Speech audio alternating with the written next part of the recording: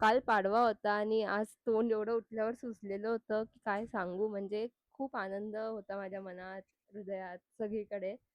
आणि तोंड सुजलेलं पाहून काहीच वाटत नव्हतं. पण खूप प्रसन्नता होती, आनंद होता आणि हे फोटोज कालचे आहेत.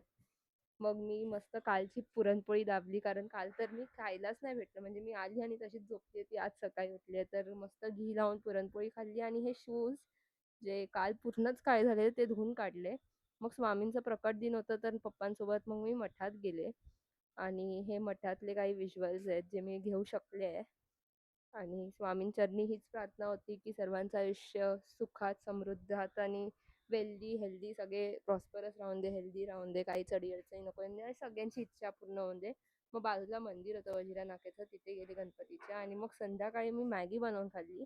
काम करत करत मस्त मॅगी खाल्ली आणि मग सनसेट पाहिला आणि माझा दिवस तसाच संपला.